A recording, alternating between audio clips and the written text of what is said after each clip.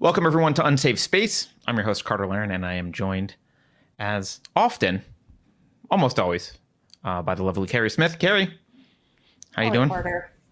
I'm good. How are you? I'm very well, and I'm excited to talk to our guest today. Today, we'll be speaking with actress Nicki Clyne, who's best known for her role as Callie in the reboot of Battlestar Galactica, which I loved, and I just found out my wife hadn't seen, so we're going to have to go rewatch it. Or I'm going to have to rewatch it. More recently, though, Nicki's been known for her involvement in the NXIVM organization, which has been the subject of a lot of headlines.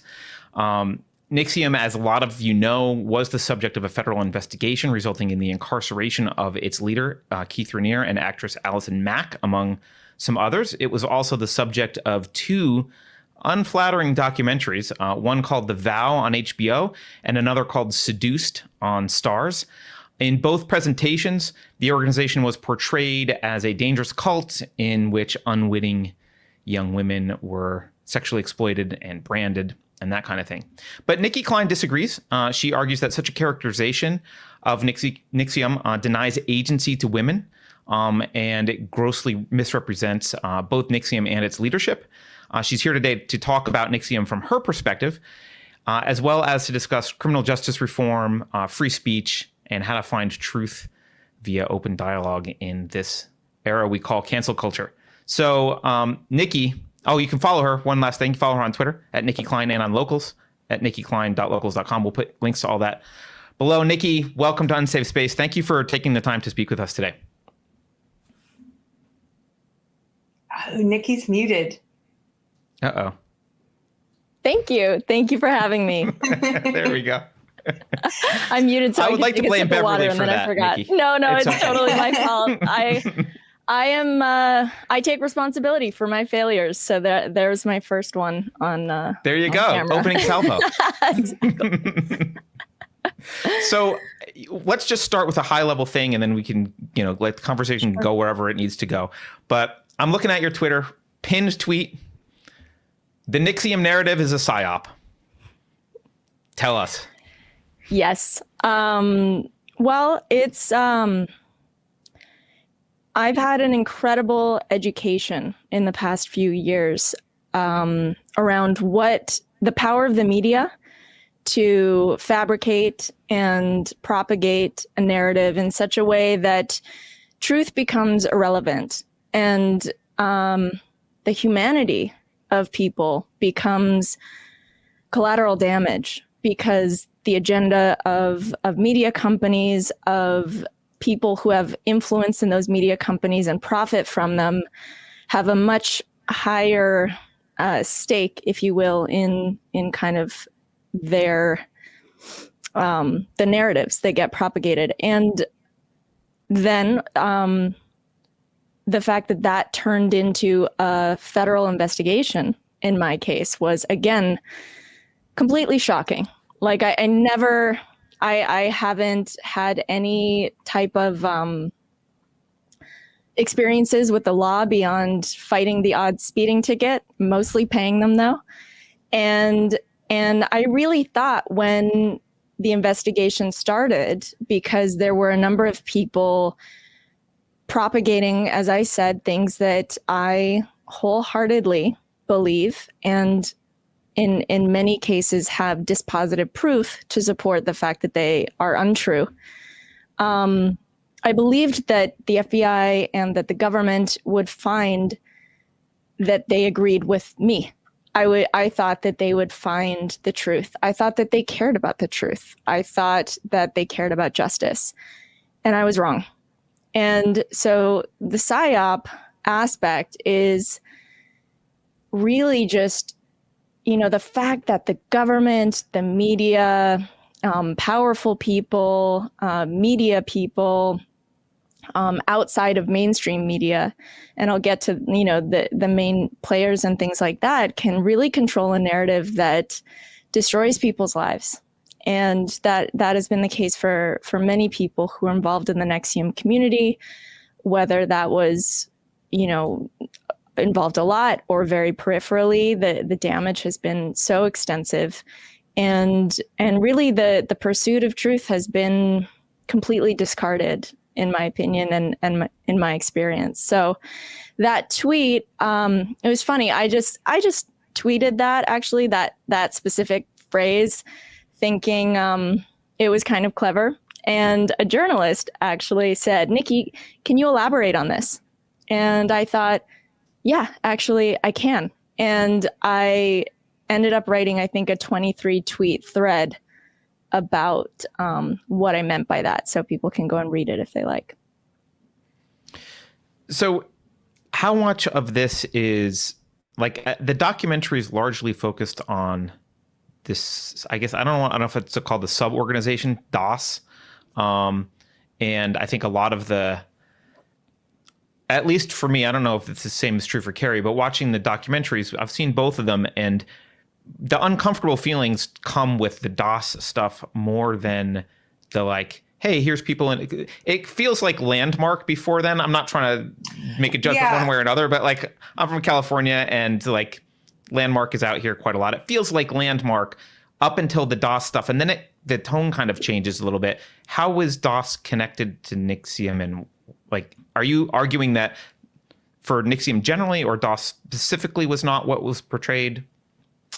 So I would argue both. But I think the conflation of the two is one of the most egregious parts of this. NXIVM was a company. Well, actually, NXIVM was more the name of the greater community. There were several companies that were part of kind of this network, and the main program and company that people were involved with was actually called Executive Success Programs, or ESP for short. And I haven't taken Landmark, but my understanding is that the aims were similar. They taught goal setting, personal growth, exploring and trying to uncover and transform limiting beliefs, leadership and communication skills, and executive coaching. So that was a program that existed for 15 years and was co-founded and developed by Nancy Salzman and Keith Raniere. And that's how I got introduced to the community, and I guess what people call NXIVM. DOS was something that was created in 2015, so many, many years later, by a handful of women and Keith. And it was completely separate from NXIVM or ESP. However, it did have a lot of crossover in terms of people, because we were very close friends, and a lot of the practices that were taken from various different programs and applied either in the same way or in a little bit of a different way. But it was its own unique thing. There were people who were part of DOS who knew nothing about NXIVM or Keith or anything.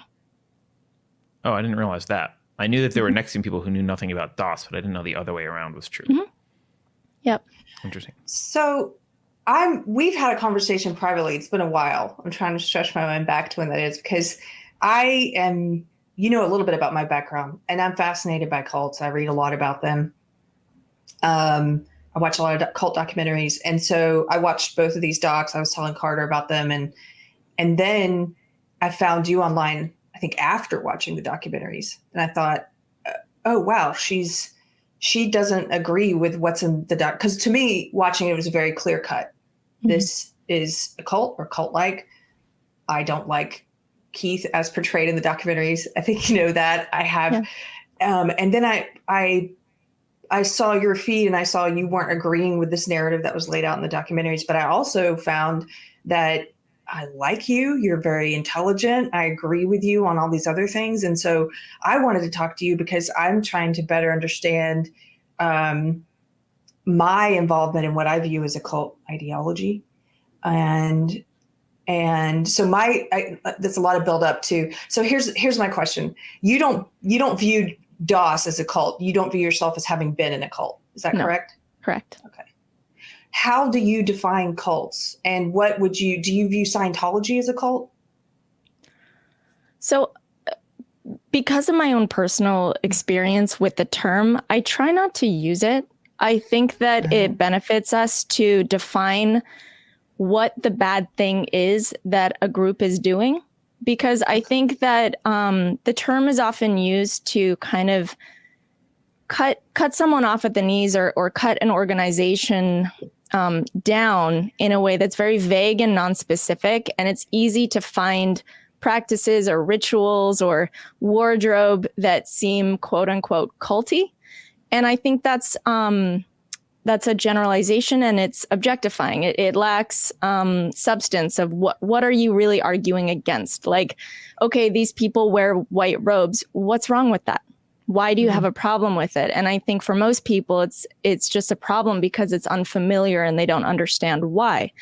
So, I think it's difficult. I've learned a lot of things about Scientology from my own research, but I don't trust documentaries. And you've named the programs that you've watched that have been about NXIVM documentaries. I think that's a generous label.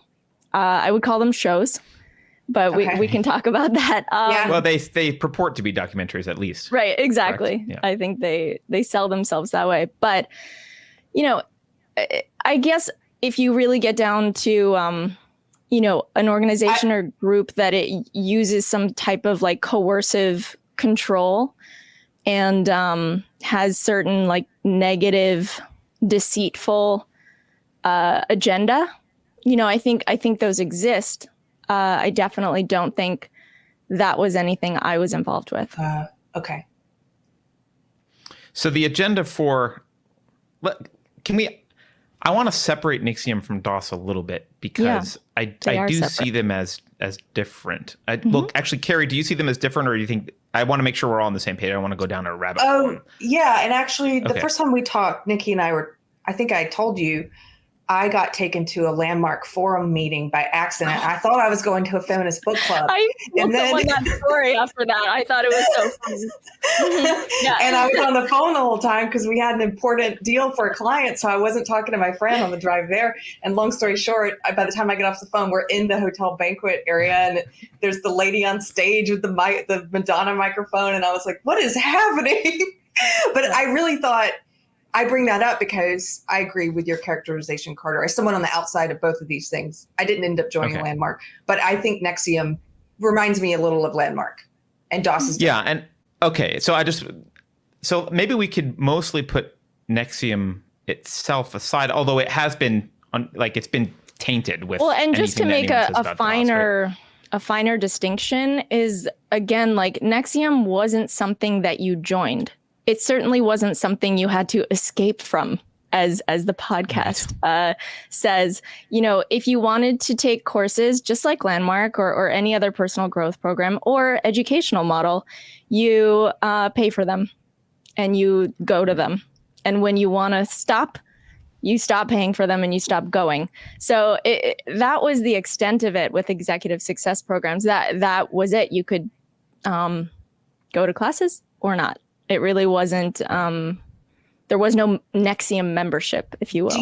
Do you feel, though, that even if we're just talking about NXIVM and Landmark or other, do you feel that there's some amount of knowledge about manipulative language, and what is it, NLP, things like that get people, that kind of push people to continue paying and continue, because, and I'm not saying they don't get positive things from it, but right. I know there's been some criticism of Keith's partner, Nancy, for example, kind of being this expert in persuasive language. And for example, at the Landmark, maybe it's totally different at NXIVM, but at the Landmark thing I was at, there was a lot of pressure to sign up for that first class. And they had a part where your friend turns to you and starts to tell you, like, about how much do you believe in yourself? Do you believe in yourself enough to put down this money, kind of thing?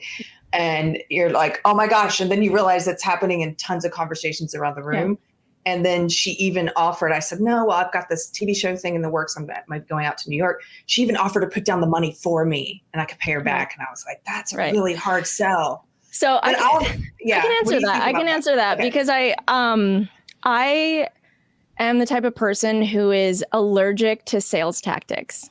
And the people who starred in the HBO show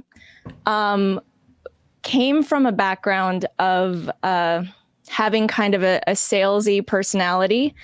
And then when they came to ESP, they developed that. There are sales techniques and tools that are taught in the curriculum, because the idea is that, let's say you have the best idea or invention in the world. You know, it can solve world hunger or cure cancer or whatever. If you can't sell it, it has no value. And I think the issue most people have with sales is they feel like they're being sold something that they don't need, or that it's overpriced, or that it's not actually something they want. So how ESP approach sales is that the first and most important thing is establishing whether there's a match of values. So like with your friend taking you to that thing, like first of all, I wasn't a salesperson, and I never really sold many classes, I guess. Like I told people about what I did. If they showed interest, I would tell them more and they could come to an intro, but I never made any extra efforts to go out and sell. Some people did, and they made like, again, the people in the HBO show made a very extravagant living doing that. But, you know, they sold something that people liked and that they saw value in. And, you know, did they learn persuasion? Were they persuasive? Of course. But I guess then you have to ask, like, where's the responsibility of the person to determine whether it's for them or not? There was no like bait and switch. You knew what you were signing up for. Right. Can I throw this out? I just want to, for the record, this is like not just Landmark. It's not just NXIVM. Like everywhere, like Tony Robbins is well respected. I've been to a Tony Robbins event. He uses everything that like all this stuff, NLP, all that stuff. Mm-hmm. He also uses it for high pressure sales.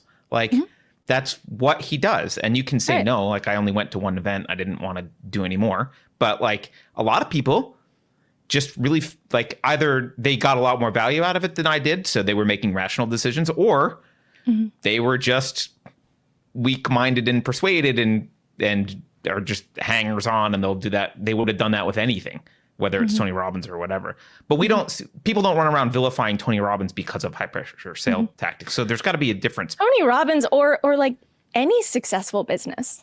I think most successful leaders are persuasive. So whether you're, it's about watching a television show or selling it in the first place, or I don't know, a relationship. Like that's a sales. It's like a sales, endeavor. You're selling yourself. You want the person to relate a certain way. So I think it's more a question: is there dishonesty? That is not good. That is not okay. And it's not okay to, I think, pressure someone unduly who doesn't express that that's something that they want. And that is not an experience I ever had. Like I said, I didn't sell very much. That wasn't what I was interested in. And I never felt like I had to. Well, I think that there's a difference here, though, that I think I understand why NXIVM is painted with the brush it's painted, because Tony Robbins, even though I don't agree with him about some stuff or whatever, he has value. He brings together some psychological studies and research and applies them well and does help people. But I don't question his motives at all. I feel like he wants to get rich. He says that very openly, like, yes, I want success and I want to help you. And here's what I think helps. And this is what he does. And he's very open about it. And I think what happened with the documentaries and the DOS stuff was Keith, because he was involved in both, people, and then which is maybe why we should talk about DOS for a minute, and others, like Keith got painted in this, suddenly it was like, oh, I don't know if I trust the motives of this person, right? And therefore that calls into question anything he's doing, which includes all of NXIVM. Does that make sense? Sure. And I think the same thing would be true if there was a hate campaign against Tony Robbins. Everyone would retroactively try to fit every experience they had with this new narrative to make it true and make it make sense. So I think yes, the narrative has been extremely effective in making Keith into a monster, without a lot of very specific allegations.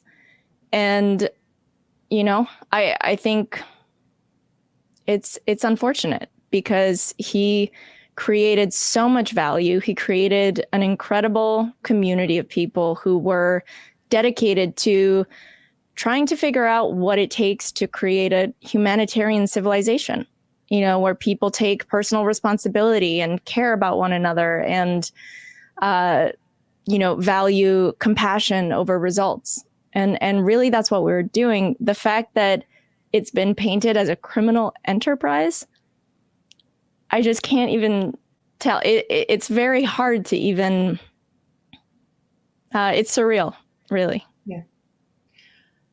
I think that this is part of the reason I'm interested in speaking with you, because I have bought into this narrative of Keith as, I think this is just me being totally removed, never met the guy, of course, but we make judgments about people all the time based on our own life experiences and the stuff that we've read or seen or patterns that we think we see.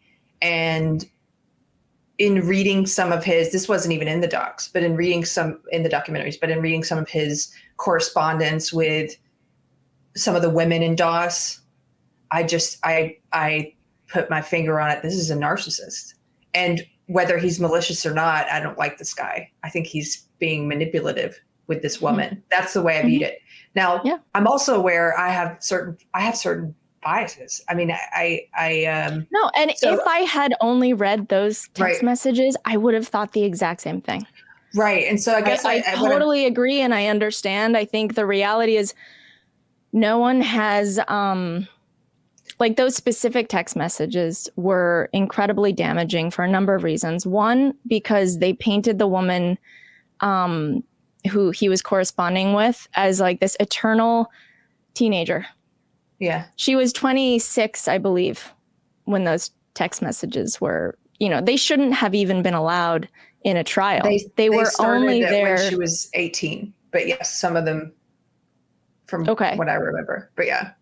Yeah, well, I just know that they showed a picture of her from, I think, a passport photo from when she was quite young, and they never really clarified, you know, what years were the texts and what was going on in the relationship. Right. And I have had the opportunity, which I know other people haven't, to read all of the messages. And one thing to remember, too, is that they were not actually text messages.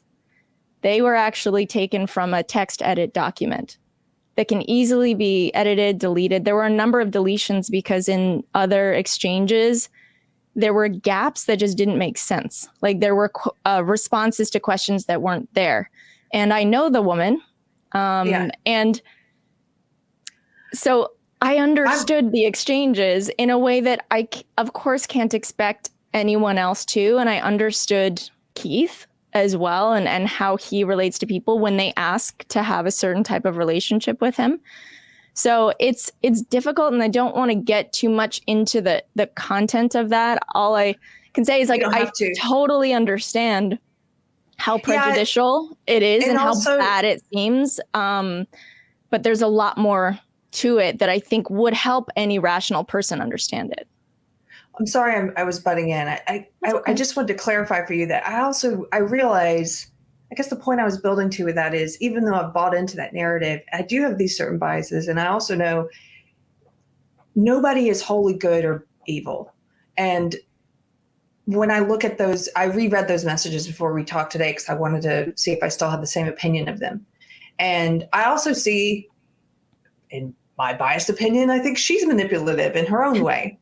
And sometimes you have people with different kinds of personality disorders that just feed off each other in a really just unhealthy way. And that's what I think is happening in that relationship, being someone totally uninvolved who's just reading these things that were in a text edit document. So the point is, how much of this narrative that's constructed about him that you disagree with, how much of it is as a result of us always wanting to have people fit neatly into these boxes of good guy, bad guy, that kind of narrative. Because, look at someone like, I don't know, I've been talking with my husband about satirical songs, and one of the song ideas we were talking about is that the Alexander Solzhenitsyn quote about how the line dividing good and evil runs down the heart of every man.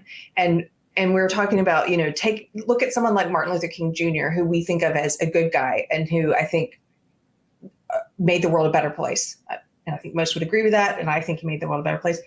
But he also was a misogynist and cheated on his wife. And so when you're looking at these people just in isolation, like sometimes when I look at that and I think he's manipulative, I want to think of him as a bad guy. But did he also help people with this program? Yes. I mean, you're saying he helped you. So yeah, well, are we I think so there are comfortable with both things being true, or? Right. And I think there are two conversations, and it's important to separate them. One is, did he commit criminal conduct? Okay. Right.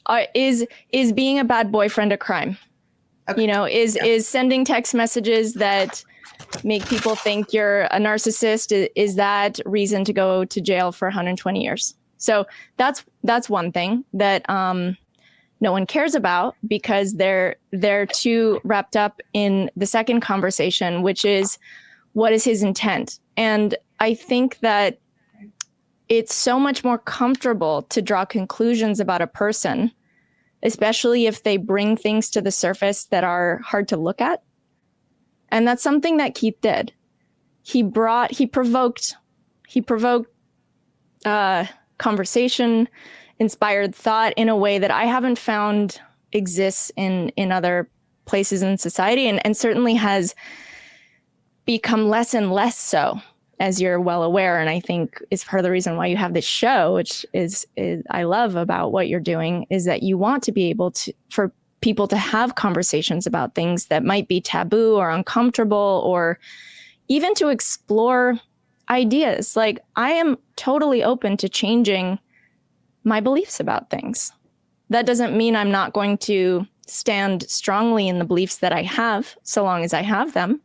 But if I'm presented with reasonable data that supports something different than what I've thought, then great. Like, I will change my mind. I'm not stubborn like that. But I need to be convinced. It can't just be pressured by the mainstream media, which has been difficult. Now, in terms of Keith, like, it's just very difficult to know a person's psychology. And I wish that a psychologist would evaluate him, because all these people have thrown around clinical diagnoses based on a very biased, horror music soundtrack show with people fake crying and saying saying things that are antithetical to what they said for 15 years, which in my opinion should be your first should it inspire skepticism? Like, how is it that a person presented themselves and benefited and profited and promoted something for 15 years, and then on a dime they're saying the opposite? Either were they lying then, or are they lying now? What does it take to do that? And how do you trust what they're saying? So, I think it would be great if Keith got a valid psychological analysis to know whether these kind of more derogatory personality disorder terms are thrown around.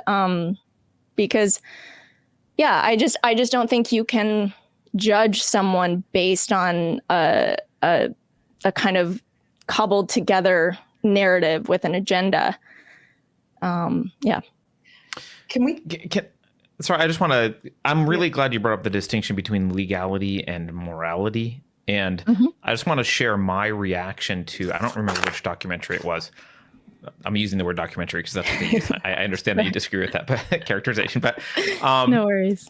There was one of them. There was this feeling. They were going over the DOS stuff, and my evaluation as well as my emotions, they were, I think, in line with each other, integrated. I was like, this is a bad idea. It's harmful. It's this wrong. They should not be doing this. You should never give yourself over and be a slave to anyone. I can argue objectively why this is a stupid idea. It's not good. This is predatory and bad. But I think completely legal. So we got to this point where I was like, I got agitated. The documentary got me agitated. But then by the end, they were advocating for all these the legal system needs to be stronger to do this and that. And that horrified me even more than some group of people in Clifton Park, New York, doing whatever the hell sexually that I thought was weird or whatever. Like it was both bothered me. And what I think maybe would be nice to tease out for people is what are the legal charges here? And what's the veracity, in your opinion, what's the veracity of those as compared to, were there things that were outside of sexual norms or other norms that people think are weird or creepy or manipulative or whatever, that were voluntarily done by people with agency that might just freak you out but aren't really illegal? Mm-hmm. So from my investigation, which has been pretty rigorous, I have my own personal experience having been one of the founders of DOS, which is obviously raises my heart rate a little bit to say, considering what people have gone to prison for. And I can explain kind of the differences and why I think I'm able to be here speaking to you where some of them cannot. But the charges were sex trafficking, forced labor, racketeering, conspiracy, and then there were a number, I think, of predicate acts under that. And I don't think many people know what the government used to try to support those charges. I think if people knew, they should at least be outraged. The forced labor charge, for example, was a result of a woman, a 29-year-old actress, transcribing a video for 5 hours for a dear friend's memorial service. Now, she worked at a cocktail bar and had stayed up, working, and she'd left the transcription that she said she would do and offered to do until the last minute. And so she stayed up all night doing it. And then she also, as part of a DOS assignment, read 55 articles and filled out a Google form rating them and kind of saying like what she thought of them, what audiences she thought they would appeal to. I've gone back and read her responses. For most of them, she said she loved it. She had positive feedback. So this was not some traumatic or like, they're very interesting articles. And I actually plan to publish them because I think the world should read them. They're really cool. They're articles that Keith wrote, and he wanted them published. His partner of 30 years who passed away, who the memorial service was for, had really wanted those articles to be published. So that's around the same time that we were wanting to get feedback on them. So was sex trafficking 20 years, and forced labor 20 are the years two in biggies. prison. Those are the biggies, exactly. Right. Everything like conspiracy, we can throw out racketeering and conspiracy because they're add-on charges that you could charge Keri and I with conspiracy if you wanted to, but we need to have done something. So we're conspiring, aren't we? Right. Yes. Exactly. But sex trafficking sounds bad. Even though I'm actually not against sex work at all morally, like legally. Sure. I don't think. But it sounds bad. It sounds like you're taking kids from Thailand. That's what it sounds like. Right. And that's what it is. And that's what it was. That's what sex trafficking is designed to. That's who it's designed to protect. And there was a time when I thought I was going to be charged, and I did a lot of research and I worked with a lawyer, and he gave me a number of cases to look at that had the similar charges. And I was a mess reading these things. Like, these are women who come from nothing. They're drugged. They're beaten. They don't speak the language. They're, physically and sexually abused in ways that bend the imagination. And it's horrifying. And, that needs to be protected. The fact that the government put the amount of resources that it did into convicting a suburban, a group of people who were engaging in somewhat edgy, maybe outside the norm practices consensually, and there was no physical harm. There was no reason to believe that the people involved didn't want to be involved. The fact that they're using their resources and that the media is focusing on this. Meanwhile, probably, down the street, there's some sweatshop where a bunch of women are being terrorized and abused and no one cares. And that is something that I feel very strongly about in terms of how the victim narratives are being abused, of how people are using their so-called victimhood for attention, for clout, for profit. The reason I don't call, namely the Seduced show, a documentary is because the subjects of it were producers on it and they profited tremendously. It was scripted. And one thing you should know between India and Allison, they're painted very differently in the media and in the court. They engaged in the exact same behavior. They both had slaves in DOS. That doesn't come across in the documentary or the for show. A reason.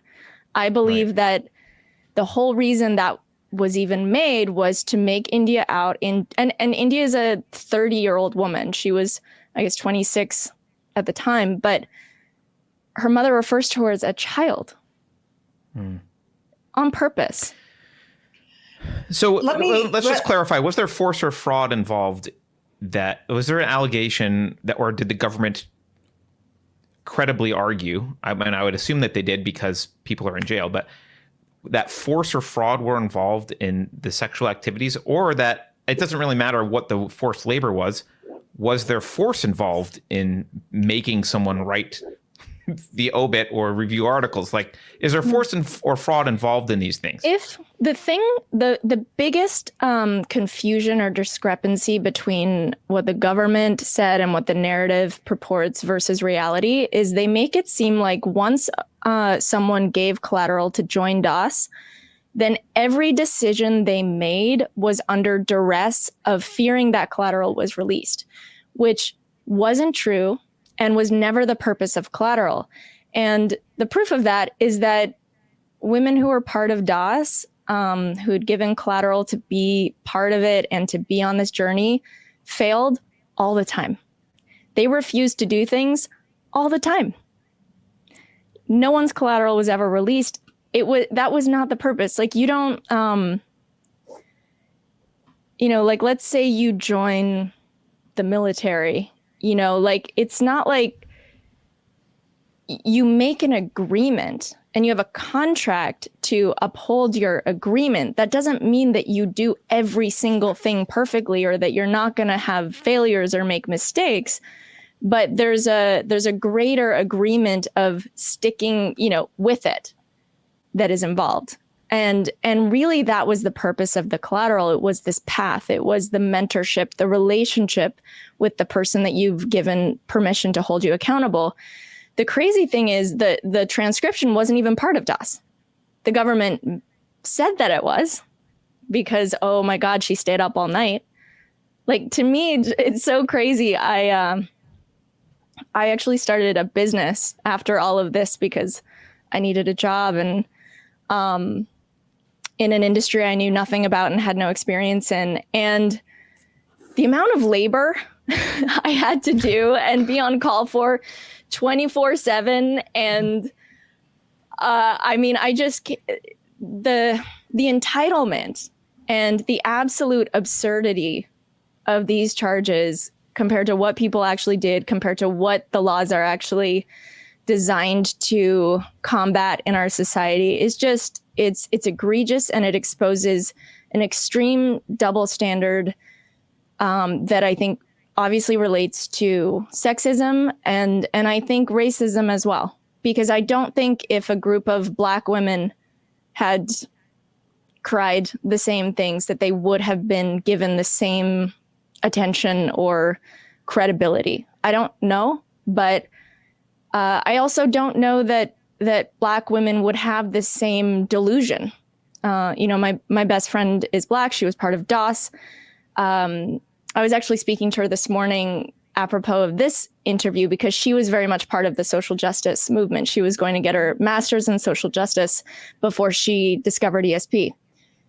And she just has a different perception of reality. She in no way, shape, or form, and she actually met with the government when they were trying to find more victims, to have as witnesses, and they kept bullying her into saying that she did everything under duress and that she was fearful. And she said, no, I made these choices. I wanted to do this. And they're like, but how could you want that? None of your business. It's not for the government to decide what I do or don't want just because it doesn't feel comfortable to them. So one of the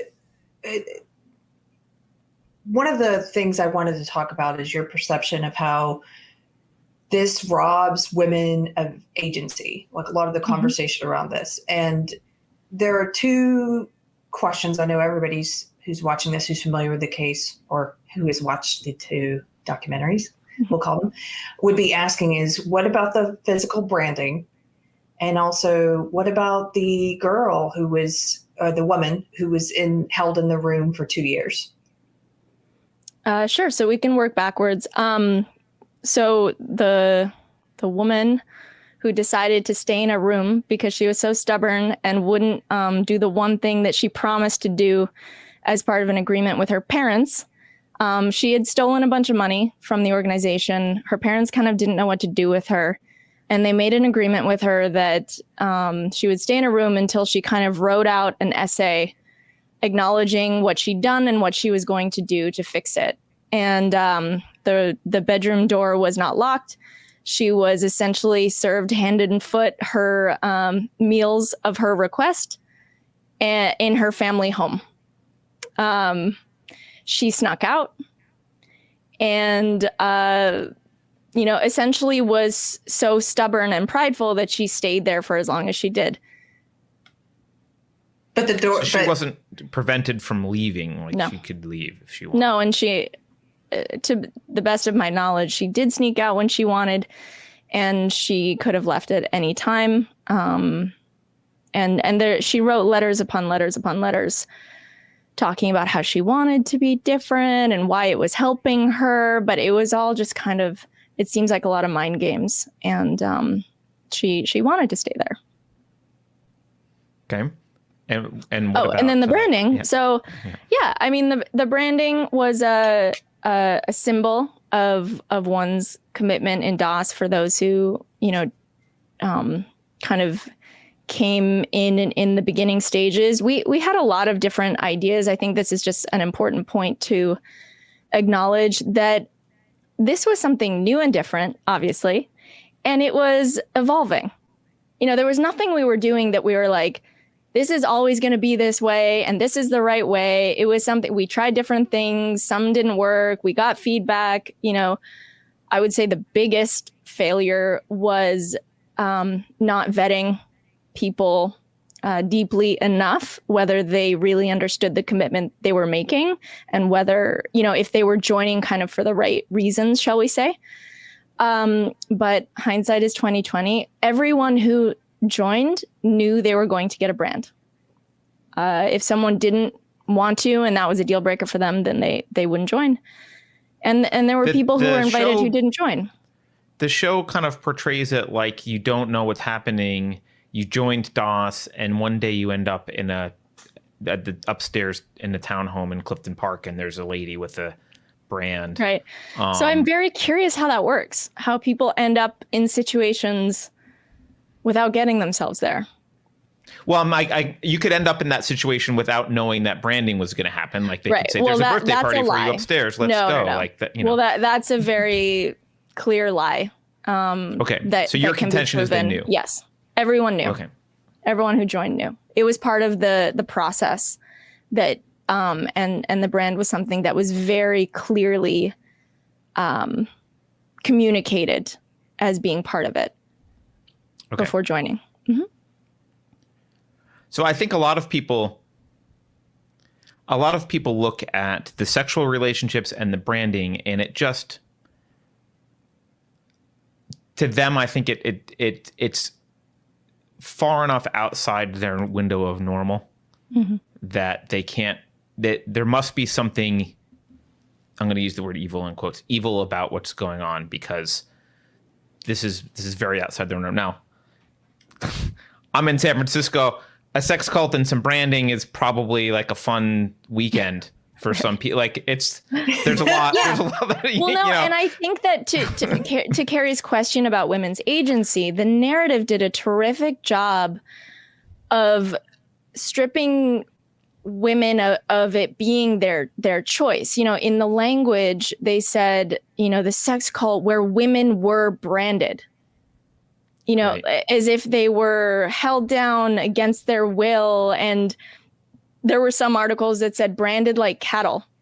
So the way that we did it was no different than a tattoo. It was a very precise instrument.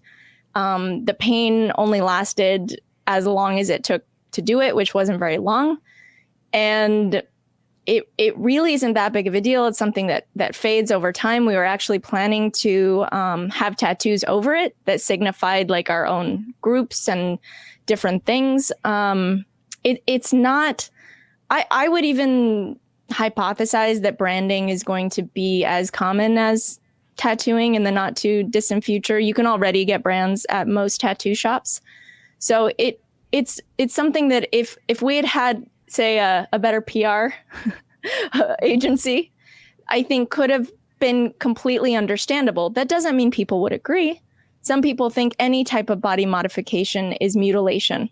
But I mean, compared to what is socially acceptable for women to do with their bodies, like get boob jobs or permanent makeup or, and things people do to their bodies to be a different gender and things like that. I mean, having a small scar somewhere where nobody sees it is really not that big of a deal, in my opinion.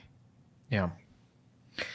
One of the things from one of the shows that struck me, and you might not know this, but it certainly made it feel like it was something that what people weren't expecting, was there was a husband and wife couple, and he seemed to not have known that she was branded. Like she didn't know until after. And I just thought to myself, that seems really weird. How would he find out afterwards? What kind of relationship is that? And how could that, it lent credence to this idea that like I was held down forcibly and branded. Like that's how you might not know because someone did it to you. But that kind of lent credibility. It made it feel like, oh, well, maybe she didn't know she was going to get branded and he didn't know. And she just came home branded one day. No, I mean, so DOS was a secret. And I know other women who were in DOS who were married, and everyone decided to go about sharing it with their significant other differently, depending on the relationship.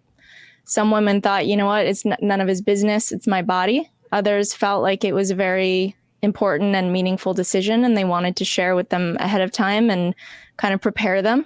And some women did that. I think it really depends on the relationship, but it seems like in that relationship, and it's difficult for me to talk about because I have a lot of personal experience and information about the different people, and I don't desire to be dishonorable or, spread gossip. So sure, there are things I could share that would shed light on the circumstances and the dynamics and things like that I choose not to. But because they choose to, it means that, their narrative is the one that's heard. Now, I think that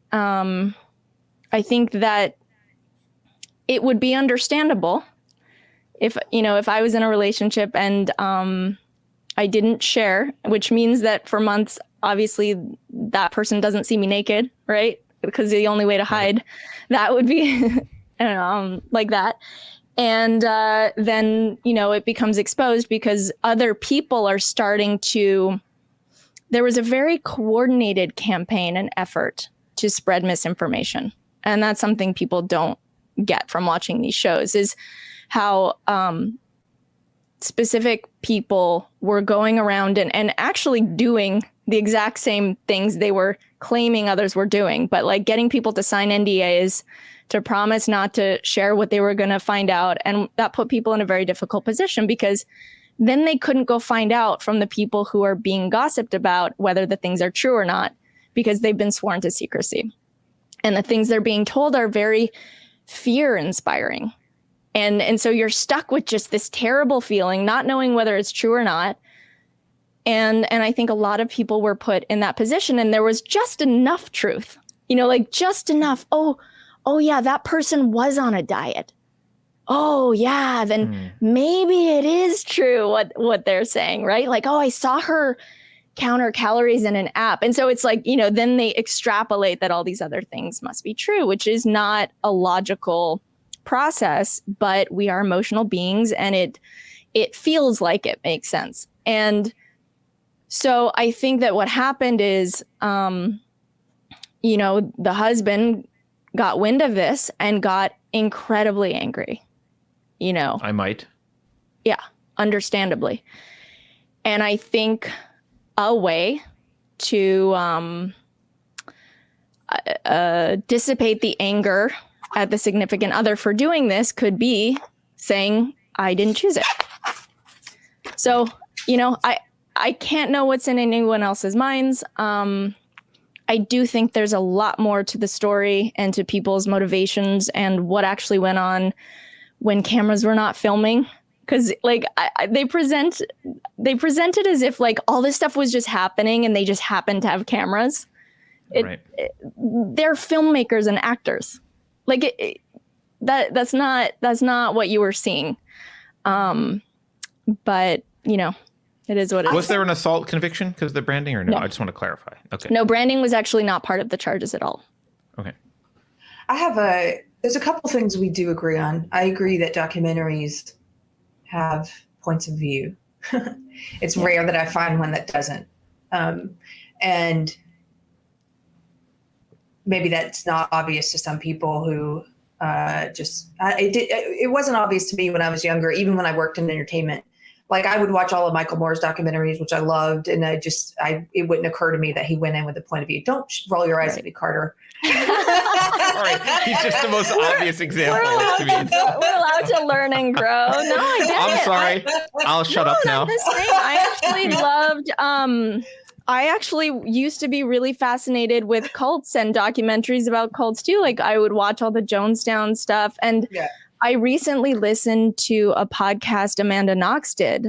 She did a series on the Jonestown situation, and it was really illuminating because it brought in different perspectives that I didn't know about, and that brought a lot of texture and nuance and different facts, to the point where I don't use the term Kool-Aid because I find it very disrespectful to people who died and people who lost loved ones as an effect of that tragedy.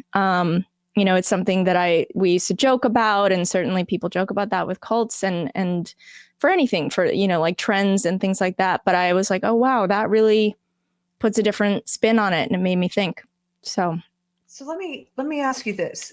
That being said about documentaries, the points of view, the other thing I agree on is I think people have a responsibility for what they choose to do, what behaviors they choose to engage in. That I agree that we're sort of, the narrative around this has been a totally black and white thing. Like either you're a victim or you're a perpetrator.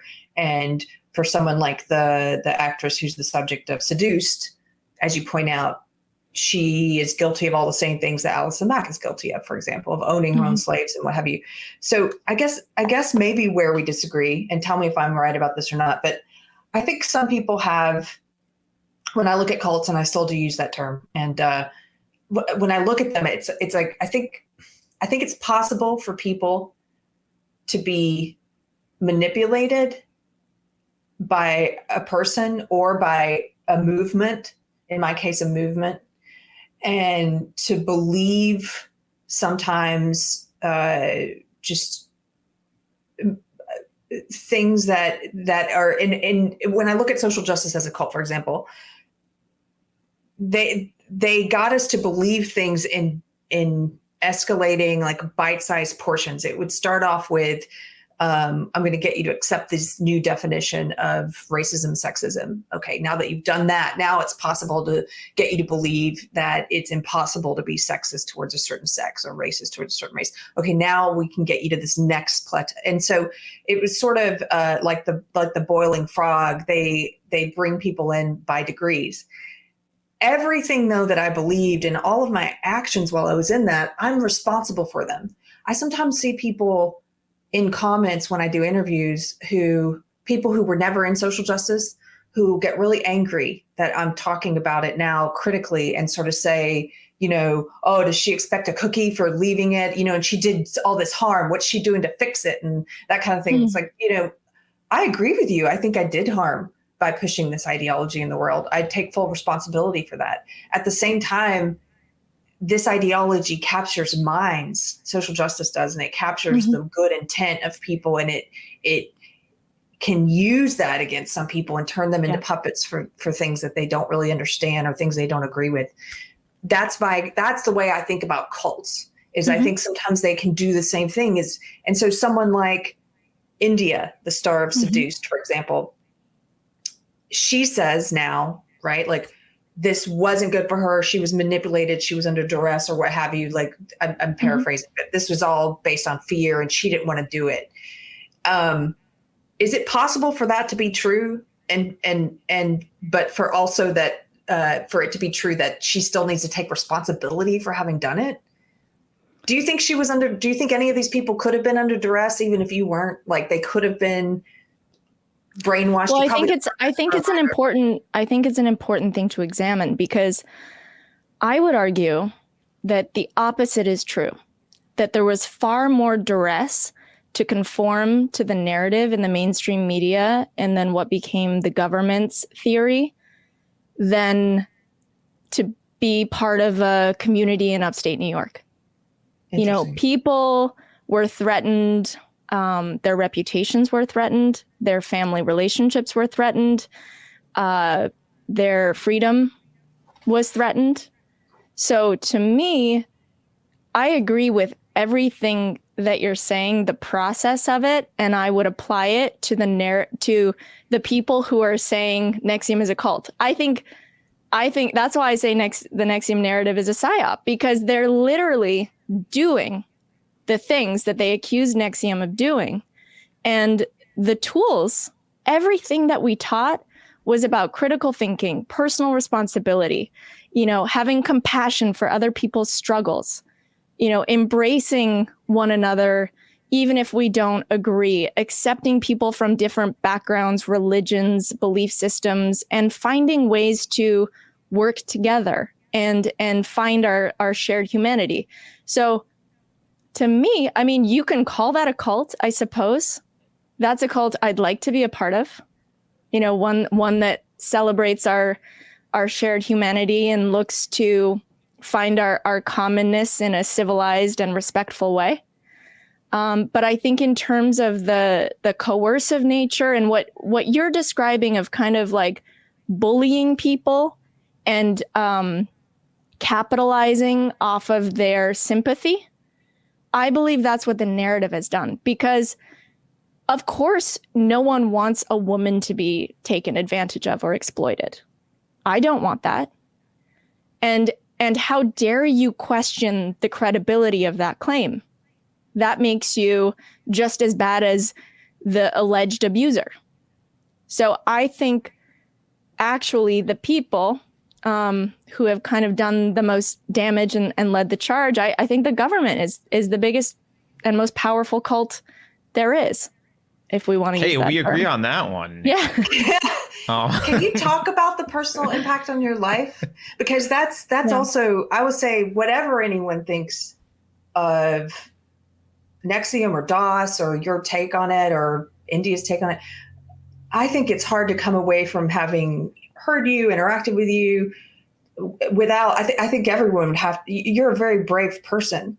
You've stood against what must be an amazing amount of personal mischaracterization, hate mail. Like, just can you tell people a little bit about what that's been like for you since this story broke? Yeah. So there's certainly an irony in the fact that I came to ESP wanting to become a stronger, braver, a person of noble character. And I didn't really know what that meant. I just knew that I read books by people or about people who'd done heroic things, and that moved me, that inspired me. I also knew I was, kind of like a pretty white girl from Canada who lucked out in acting. And I didn't really know how I would ever get an opportunity to be heroic. And I'm not saying I have, but I certainly have had an opportunity to face a type of adversity that under any normal circumstances, someone in my position wouldn't have. And what that's meant has been, when after Keith got taken, first it was just a PR nightmare. And we naively thought it would pass. Like Allison and I were drafting statements, but then we're like, no, we don't even want to feed into it. Like, let's just ignore it. We don't even want to validate that these crazy rumors could be true or that we care. And maybe that was a mistake because it snowballed so out of control. And then when it became a legal issue, then as you know, everything you say or do. So I had to be extremely careful and basically silent. And what happened was, because they used RICO, which was designed for the mafia, it meant that anyone who was loosely associated or friends and part of the community could be named a co-conspirator. And a lot of people in the community got subpoenaed. They had to get lawyers. And because I was kind of at the center of it all, I was nuclear. No one would talk to me. So I lost my career, my income opportunities. I lost my friends. I lost my home. I was being stalked in Clifton Park, New York, whether it was going to the coffee shop or going in and out of my home, people with cameras, neighbors being really mean. And so I moved to Brooklyn so that I could work closely with a criminal defense attorney. This was not something I planned to run away from. I knew the truth, and I was going to help in any way I could with the investigation, with the trial, if it came to that. And I believed I could because I had a lot of information. And I quickly realized that the government was not looking for the truth, that this was about, power and politics, and they had committed to a conviction. And when the federal government commits to a conviction, they will get it. The conviction rate is 97% in this country. I don't believe that means that they're right 97% of the time. I think it means they have infinite resources, and there's really little you can do. And if you decide to go to trial, most people don't. Most people negotiate and take plea deals because it's either, we'll give you this very low sentence, or you risk being penalized for going to trial and getting some astronomical sentence, which is what happened in our case. So I started working with an attorney. I couldn't get a job. I applied to so many places, like I think over 100. And that's not just a mass email. I wrote specifically who I was, my unique situation, my unique background and experience, and nothing. I got some interviews, but I felt it was only responsible to be transparent about the situation. And if they Googled me, even though I used my full name, which is Nicole, they still would find things about sex slavery and awful things. So it was very hard to get a job. I ended up having a friend who was dating someone who had a cafe, and I got a job as a barista, making minimum wage. That, I was just really grateful. This whole experience has been so humbling, and I have a lot of compassion for people who face prejudice and who go through adversity. And I think the issue I have with this whole like victimhood culture and making it a virtue is that it is a remarkable thing, or it is significant to face adversity, but it's not just having it that makes you brave or remarkable. It's what you do with it. And so I saw it as an opportunity to grow, to define myself, to strengthen my weaknesses. I was never a morning person, and I was opening a cafe at 5 a.m. Like there were a lot of things that I just really tried to not get lost in the amount of fear that I had of being arrested, of losing people I love, but to really just take it one day at a time and see what I could learn, how I could grow, how I could survive. I think there were times certainly where like I said, I ended up working, and then I opened a business with the owner of that cafe, and I just worked all the time. And that was how I dealt with it. And you went off social media for a while too. Yes, I did. So I wasn't the type of actor who like shared much about their personal life. I've always been a fairly private person. I would share, like articles or puns or cute pictures and things like that. But I was never overly personal, and I never planned to be. I always strove to be the type of actor whose work spoke for itself and didn't kind of make a circus out of their personal life. Unfortunately, I was not able to be successful at that. But I think there are other reasons, and there's definitely a purpose that I found in all of this, because I was not aware of the flaws. I don't know if I'd call them flaws in the criminal justice system. I think that it's rotten, and it's not an accident. I think that it's set up to basically convict people. I think it's a political and money-making scheme. But anyway, there are a number of things that I just had no idea about and was very sheltered about. And even though I was driven by humanitarian values, like I was always a helping type of person, I see this as an opportunity to shine a light on injustices that a lot of the world is not aware of, and someone in my position typically wouldn't be. Can we dive in a little bit to this? You said you don't use the word Kool-Aid because it's disrespectful to the Jim Jones people. And you also said I think you said you don't use the word cult. You don't like to use the word cult. Is that correct? Typically. I mean, I probably have used it or jokingly, but yeah, especially if I don't know enough about a group. Mm-hmm. Something I'm particularly interested in is the word brainwashed, and I don't like it. And I don't like it because I can't define it. And I hate when I can't define something, I don't want to use it because I don't know what I mean. On the one hand, I can say anyone who has irrational beliefs is brainwashed.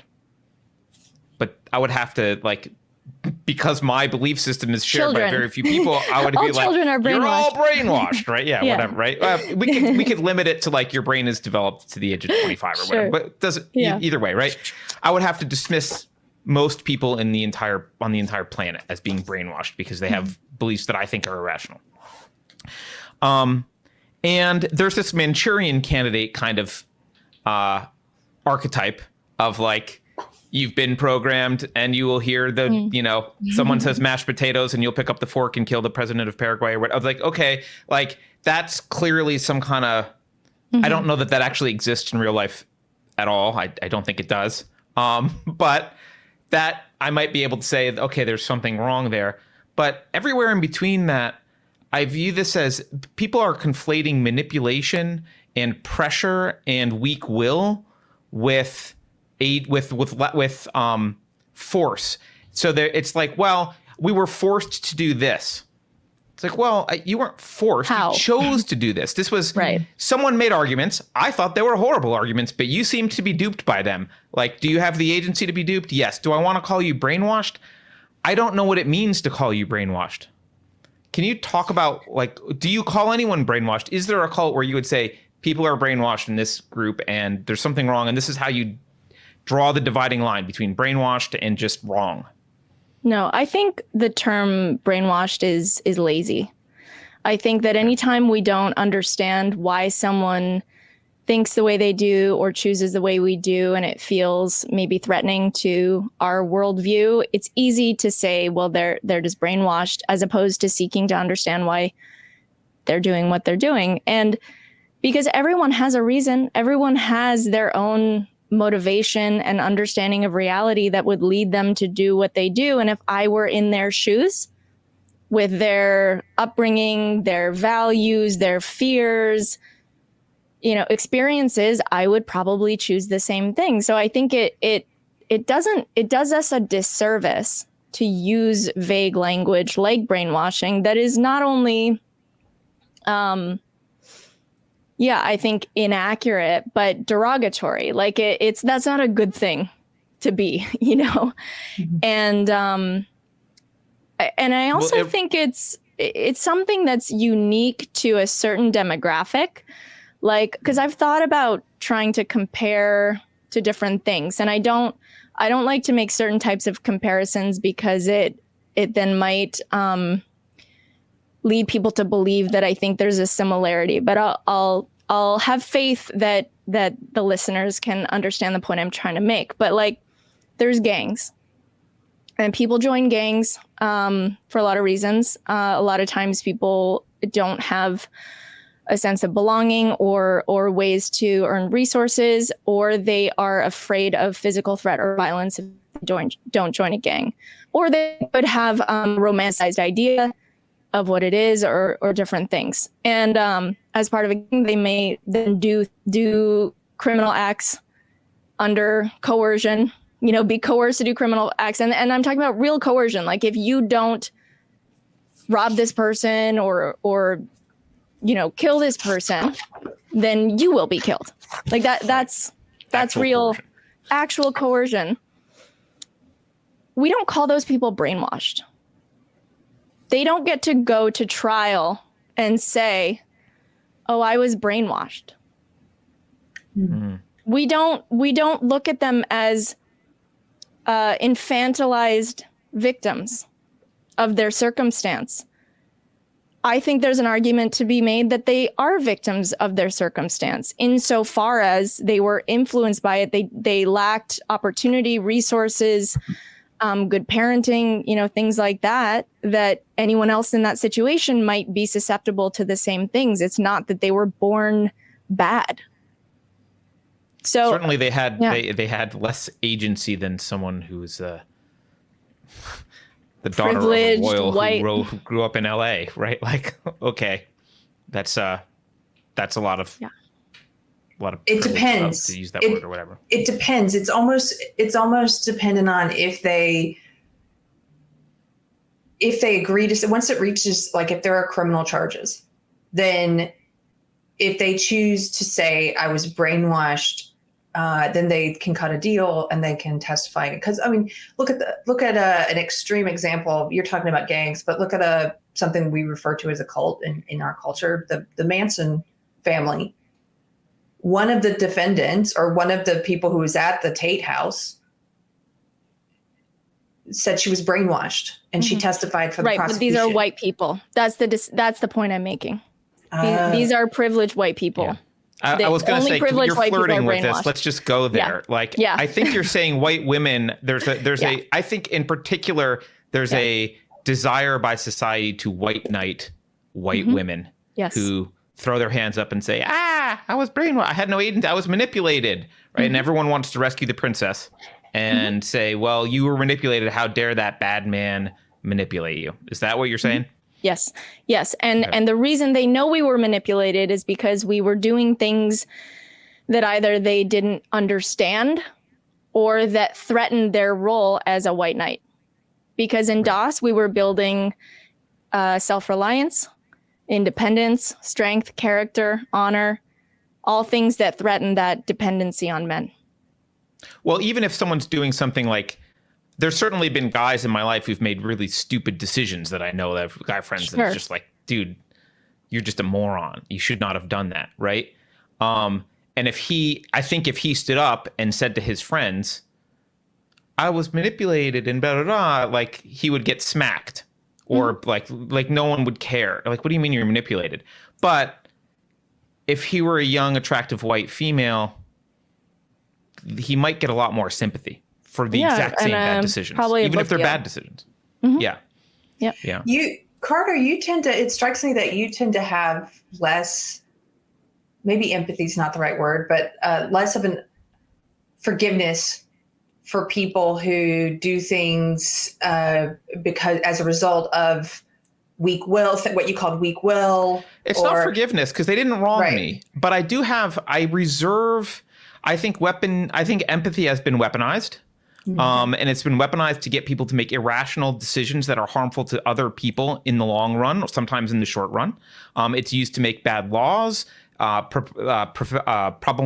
bad ideology. Like, it's weaponized empathy is used, and it's used all the time. And so I can say I empathize with the bad decision. I get that your life sucks. You made bad decisions.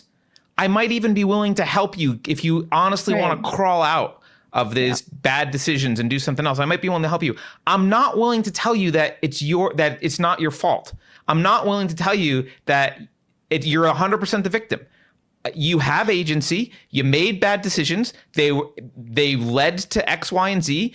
They were your bad decisions. It doesn't mean I don't have empathy for you as a human. In fact, I would argue the more empathetic thing to do is to stop enabling them and to say, look, you have agency. You've got however many years left on the earth. If you don't figure that out, at some point, it's going to bite you in the ass again. Figure it out now. Like that, it's not empathetic to say, like, I believe that you are an agentless, like, blob of jelly that needs to be saved. Like, that only feels good in the moment. I actually agree. I don't disagree with anything that you said.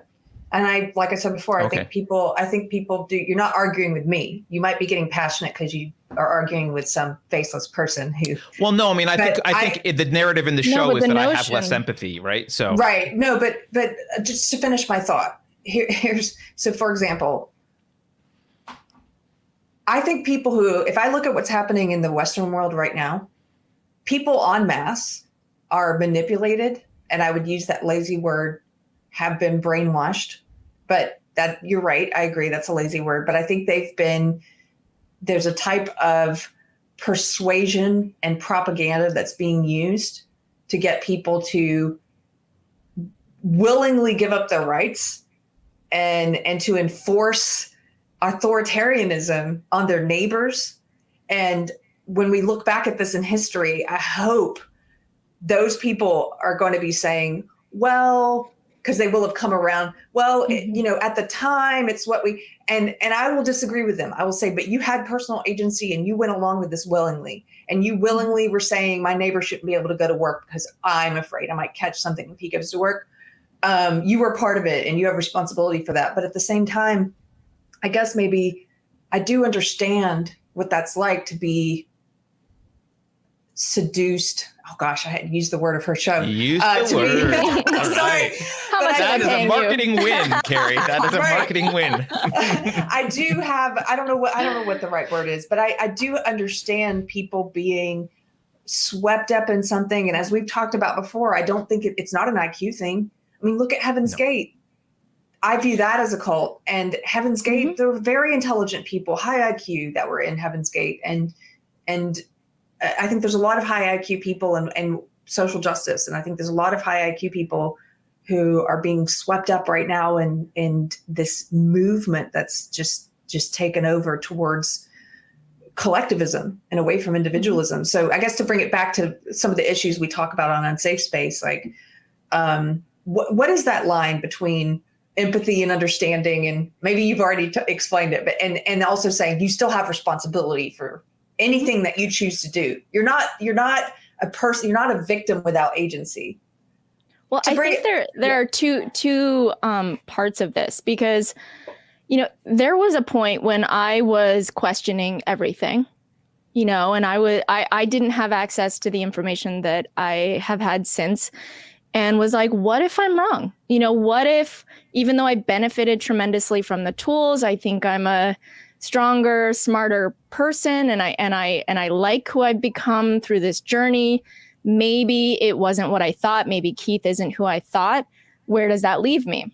And never once did I view myself as a victim. I viewed myself as someone who made choices based on what I thought was true. And now I'm getting new information that wasn't the case. And maybe going forward, I will be more skeptical. I will do more due diligence. I don't know if I'll be less trusting, because at the end of the day, you can't know. And one of the hugest gifts that I think I've gained through all of this, you would think that the amount of betrayal I've experienced, I would trust no one, but it's actually the opposite, because I've come away from this recognizing that no matter what anyone does, I have myself. So I can trust someone and be totally wrong. And I know that I'll be okay, that I'll be able to adapt to that information and adapt the relationship and move forward with my head held high. Now, the thing about our situation that's a little bit different is that no one has bothered to really investigate whether there was actual damage at the time. All of the accusations were months after the fact and retroactively painted. Yeah. Even India, for a year after the arrest, was fine and communicated as such. And her story was very different than the story that is now being told. So I think it should at least inspire further inquiry. I think she says in the show that it took 50 therapy sessions to realize she'd been abused. To me, that's problematic. If someone is, my experience of the women in DOS, not only are they were educated, privileged, independent, not financially dependent on anyone, smart, capable people. We actually had criteria for people we would invite, that they had a certain level of cognitive capacity, of IQ, of empathy even. And again, all of those things, I think lots of room for improvement. I'm not saying it's going to happen again, but there was lots of room for us to have done a better job. But these were women who were smart, capable, resourceful women. And my experience viewing how they behaved throughout DOS was that they thrived, was that they owned their decisions more. They followed through on their commitments more. They were a more genuine expression of themselves. And that doesn't mean it wasn't hard. It wasn't uncomfortable what we were doing at times. Nothing that much more uncomfortable than people who do CrossFit or Tough Mudder, or, I can't even do that. But, we were trying to build strength and honor and traits that aren't typically embraced for women or encouraged even. And so it really is, I think, like I said, it should be important what people do and say and what happens in reality at the time versus what they say they were thinking and feeling and experienced months later after they've been threatened by the government, disowned by their families, humiliated in the media. To me, those are relevant factors. It kind of reminds me of what you said earlier about even if you think that he's a bad boyfriend or whatever, like sure. Keith is a bad guy, or even if you think he's a narcissist, presumably, or whatever, that doesn't mean that the people didn't have any agency who chose to interact with him in certain ways. And it also makes me think a little bit about the way I look at some of the allegations against Aziz Ansari and that whole story that came out about him, which basically was, so you went on a date with him and didn't like it, and then you wrote this thing about him aggressing against you somehow, and it's not true. Like you chose. There was nothing about that story where, you know, you had agency. And if every word of that story about Aziz is true, he sounds like a shitty date and a horribly self-obsessed person. But he didn't take it. He didn't. You weren't. How could he have known? By force. Like how could he have known that you were thinking and feeling the opposite of what you were communicating? And I think I just want to say something quickly, because I think it relates to your actual question about empathy. Mm-hmm. I have a lot of empathy for women, or anyone, but I think women especially struggle to set boundaries in relationships, right? And be direct about what they want and how they feel, and sometimes don't even know.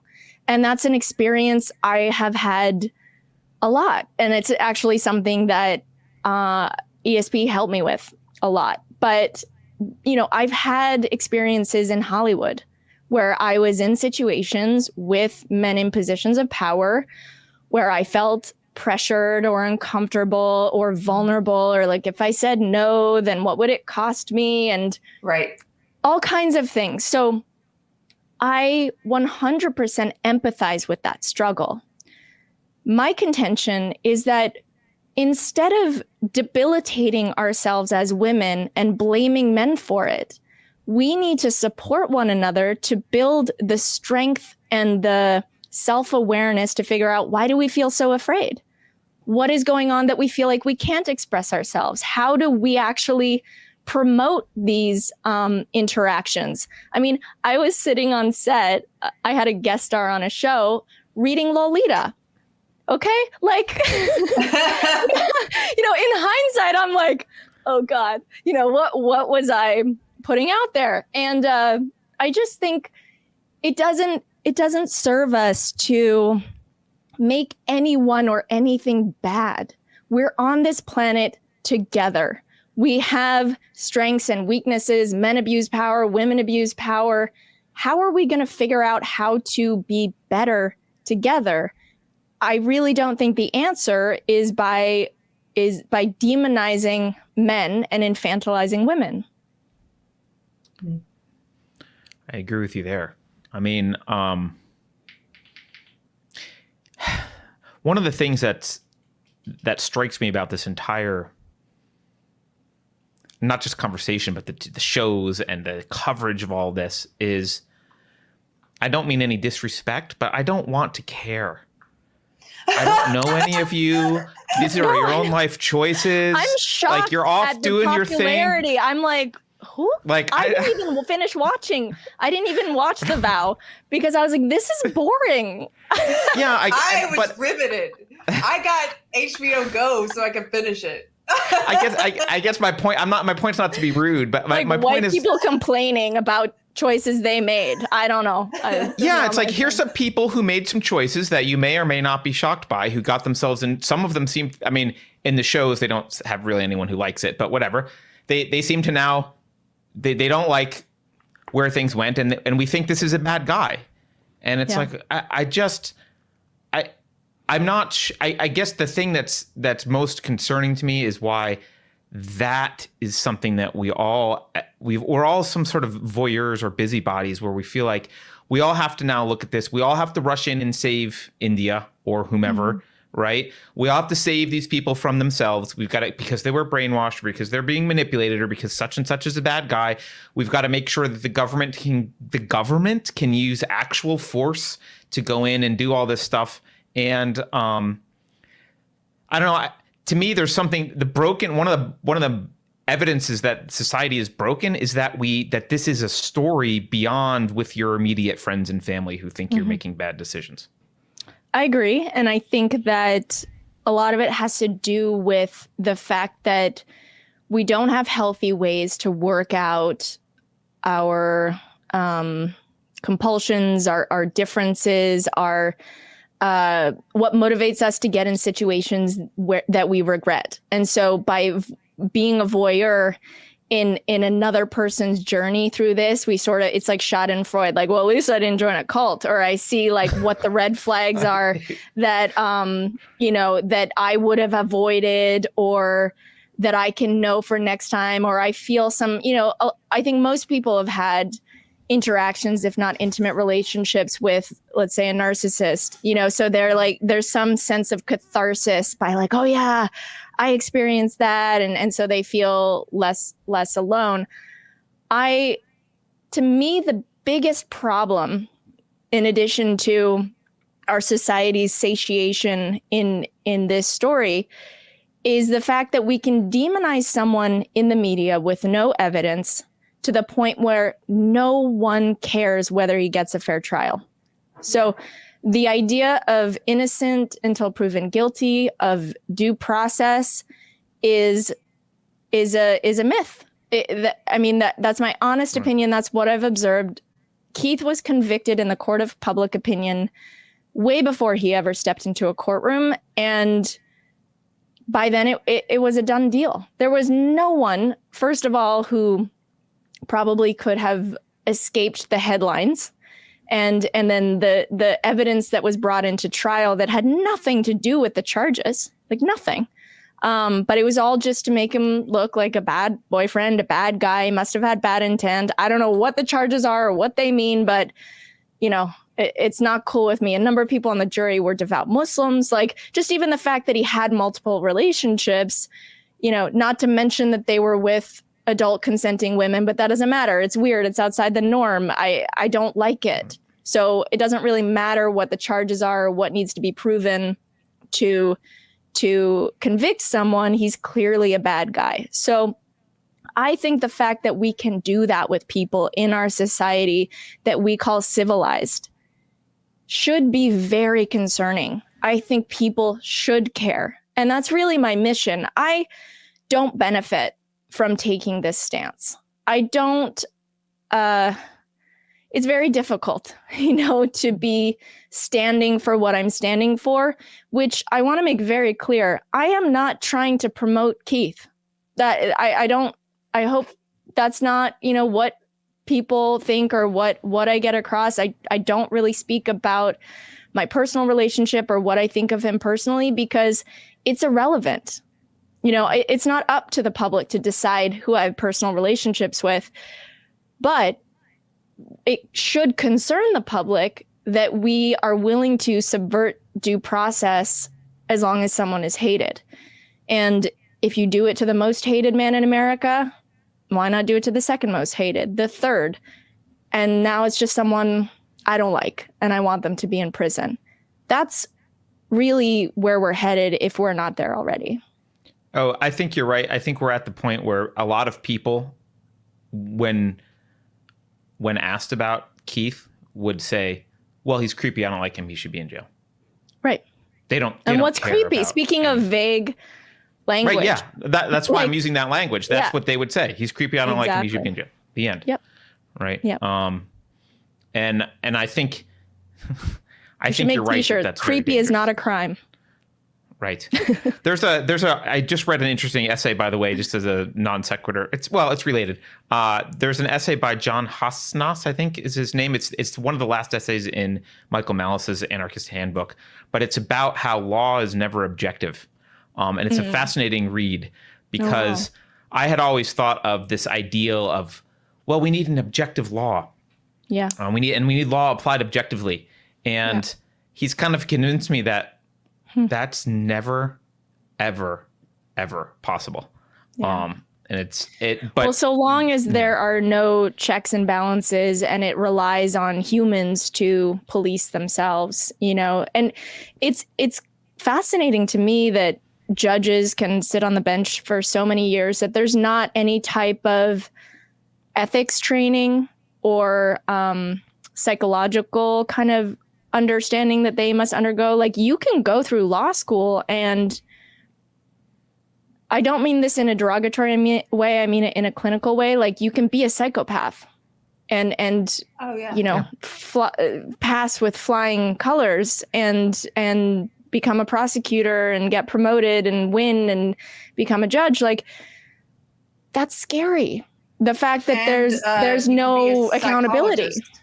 You could be a psychologist and be a psychopath and be in charge of diagnosing other people.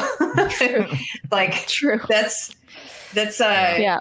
you know, you're making me think of, I was wondering your take on this other case that was in the news in the past couple of years. When was this? 2017.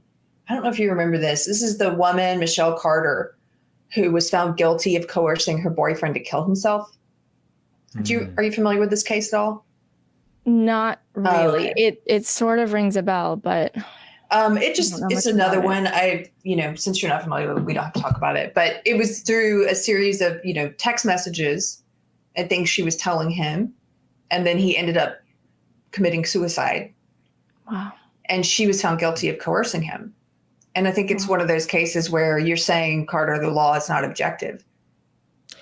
Clearly she's a jerk. Human. Should that be illegal?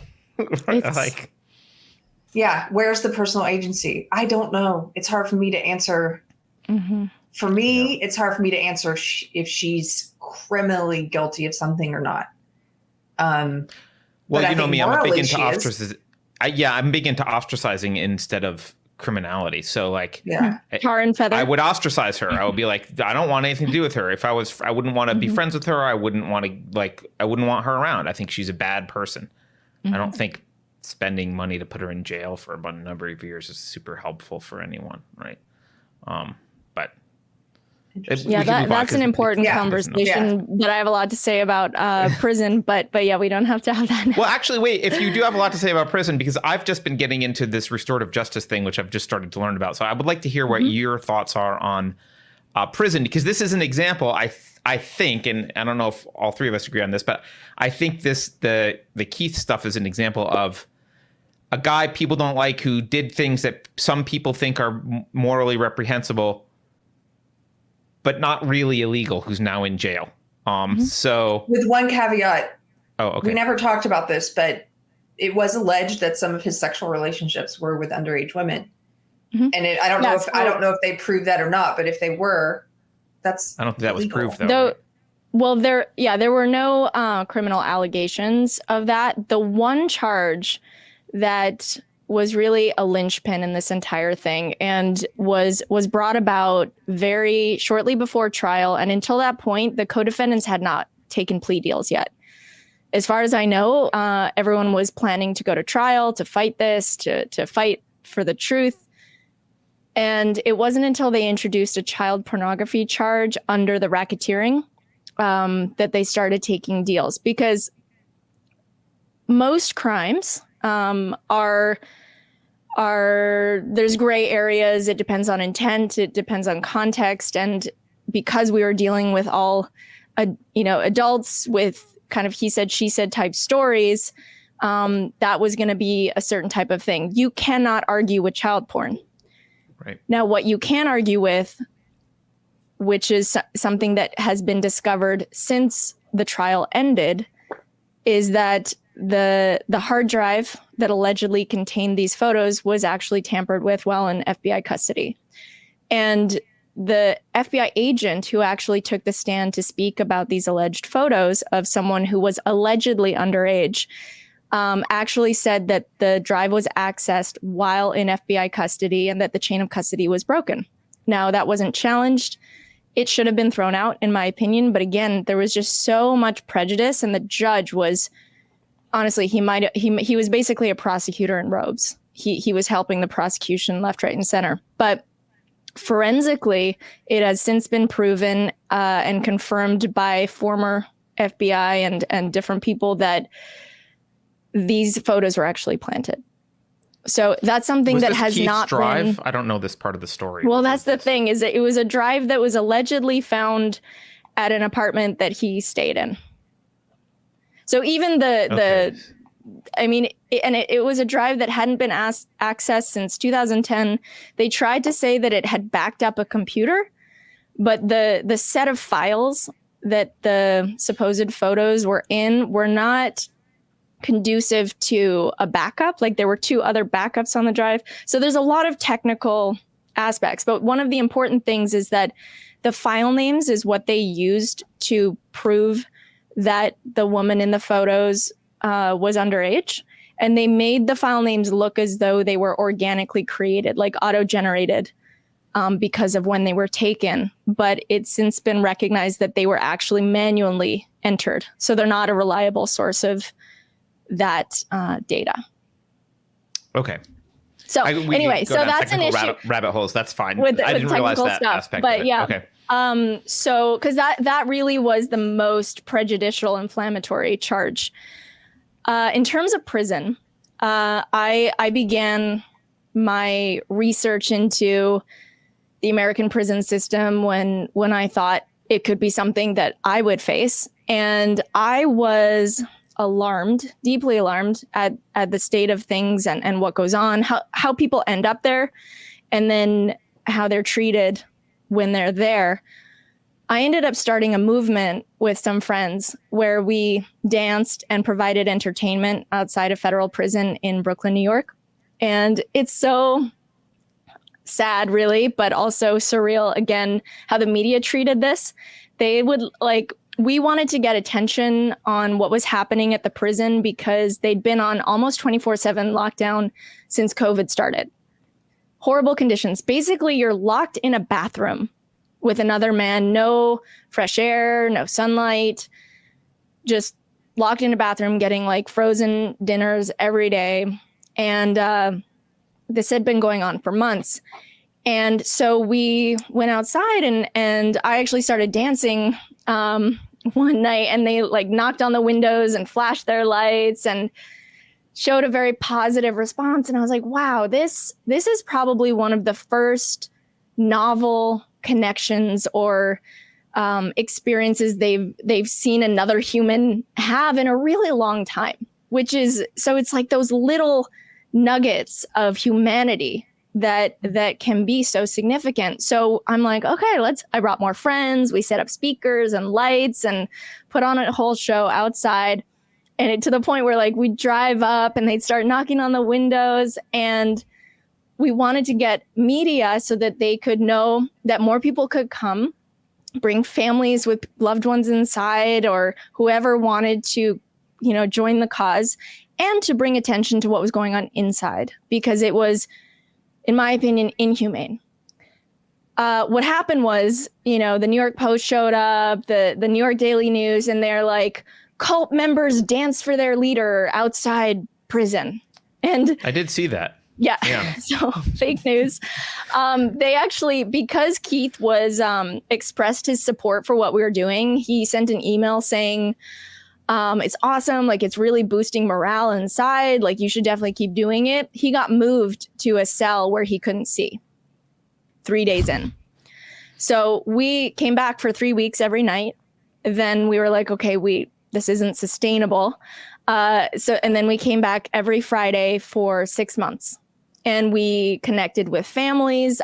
We created a phone number so that the guys inside could call and find out who we were and what we were doing, and tell their friends and family to join us. We set up an Instagram and a website, and it's still up. And I still talk to many people who were at MDC, or some that still are, some that have moved, some that have been released, just trying to help. I offer sometimes just friendship. Sometimes I help them mail things or research things or get messages to family members who don't pick up the phone, or lawyers or things like that, because I just recognize they're in such vulnerable positions, and really some of them have no support. Some of them do.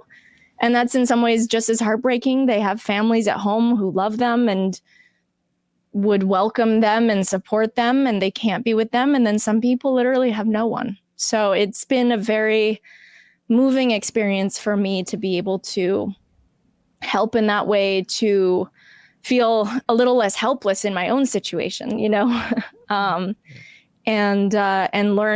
learn just the horrific state of things.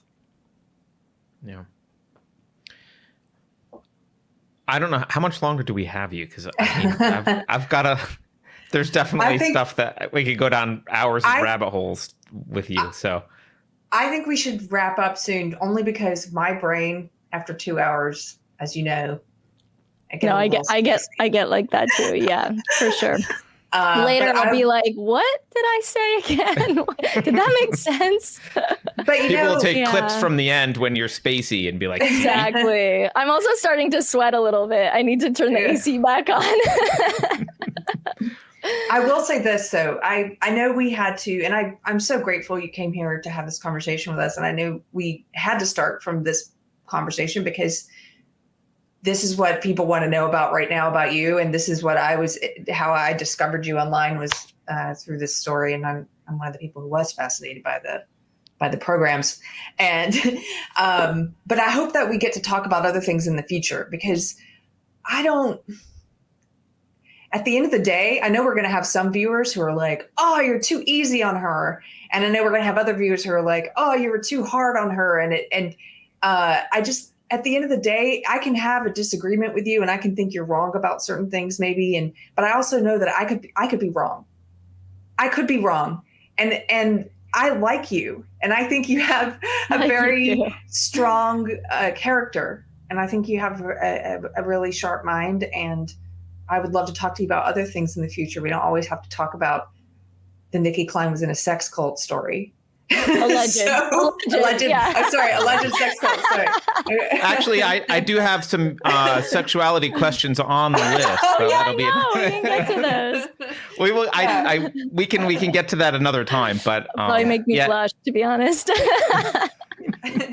Well, it's all good. It's been a pleasure to speak with you, Nicki. Really appreciate your time.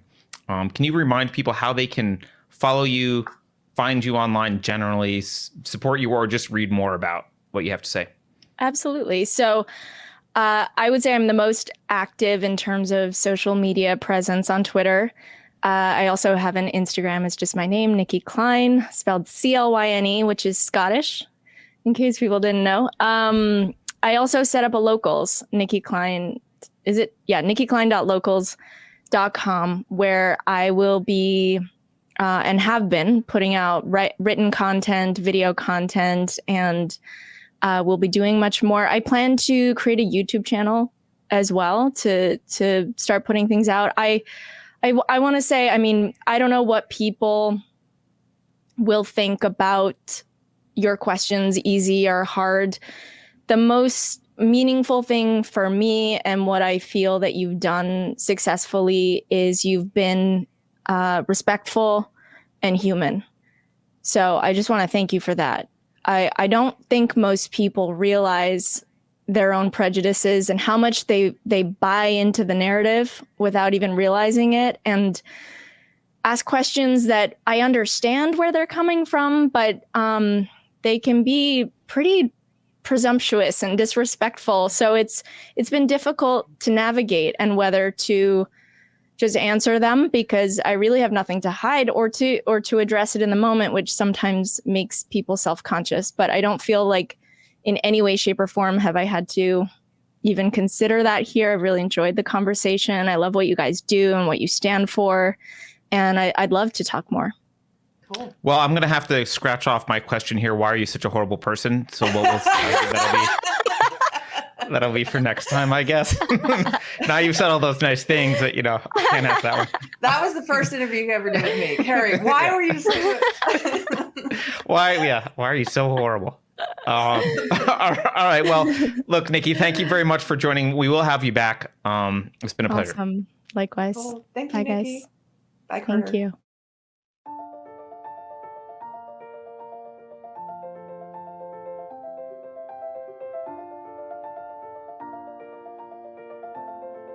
Thanks for watching. If you're new to the channel, we have a deep content library that includes interviews with everyone from Mike Cernovich to Megan Murphy, so go check it out. If you'd like to see more, please consider supporting the show by visiting unsafespace.com/donate. You can find us on all the major social media platforms. Well, mostly. And you can find a community of like-minded individuals on our Unsafe Space chat on Telegram. See you there.